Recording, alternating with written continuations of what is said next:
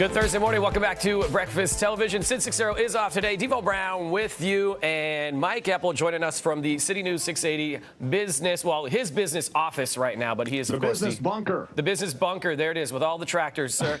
Were you telling me? And staying away from the thunder and lightning outside, Devo. How much food do you have in that bunker? Many canned goods. Oh, you're going to need to be purchasing canned goods potentially as we try and save money as opposed to the fresh things, man. This interest rate going up once again, 10th time in 18 months, Mike.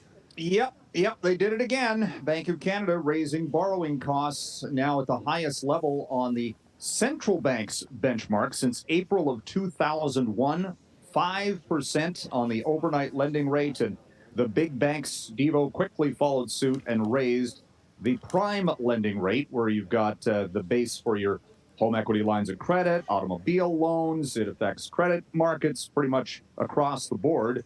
That prime lending rate now at the big banks, 7.2%. Oh. And Bank of Canada Governor Tiff Macklem yesterday warning rates could still go up from here.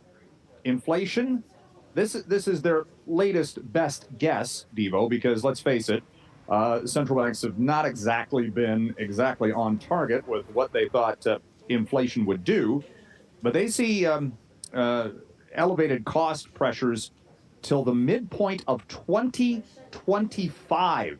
So ostensibly another 2 years from now.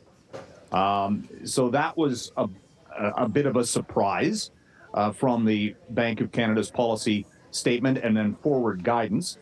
And it was really kind of interesting, Devo. The central bank is blaming consumers for all of this. We're spending too much money. It's our fault. We're spending too much. Yeah. It's our fault. We're too much money spending on too few goods, which basically you've got this supply-demand imbalance. Mm-hmm. You know, that obviously takes into account why grocery prices have gone up. And you know, look, the Bank of Canada is an apolitical entity.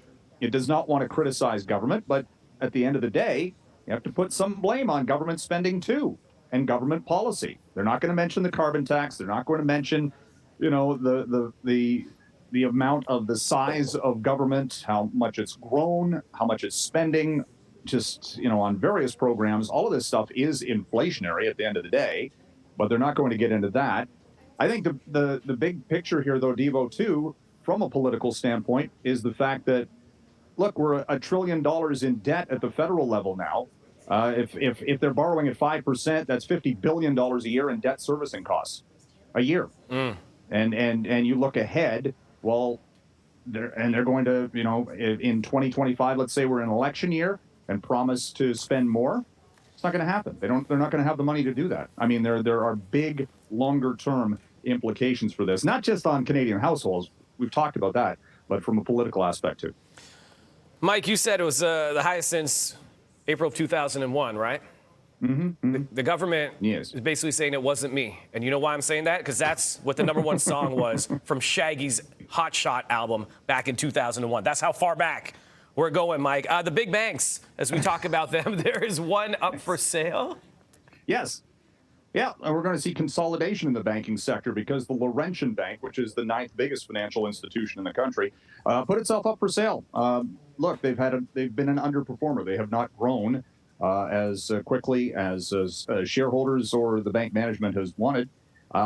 Some of the potential suitors here: National Bank, Desjardins, Bank of Montreal, price point in and around $2.5 billion. So not small, but not by far anywhere near the biggest. We've already got consolidation in the banking sector right now, Devo, with the Royal Bank buying the Canadian assets of HSBC. So it's going to be interesting to see who ponies up the cash or wants to, and what the regulators have to say about it. And that part of the industry is kind of shrinking a little bit right there with those kind of movements happening. Let's talk about the markets this morning. We got about a minute here, Mike Eppel. Yep. What are we looking at and what's moving?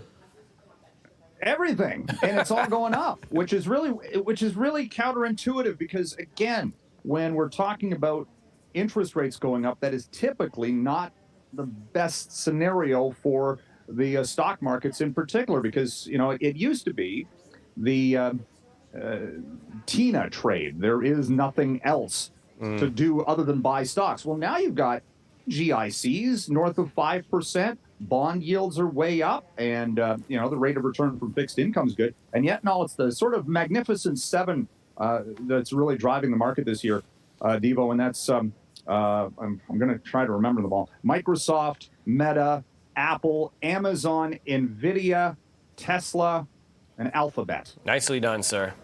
Tech stocks. Those have been the go-to, and the NASDAQ starts the day at an 18-month high, and I've got stock futures up, and the TSX was up almost 200 points yesterday because Laurentian Bank, should mention this, it was up 30%. Shop price went way up because they're up for sale. Things make sense, but at the same time, they don't make sense. They don't. Mike Eppel joining us once again. Thank you so much, man. We'll check in with you tomorrow.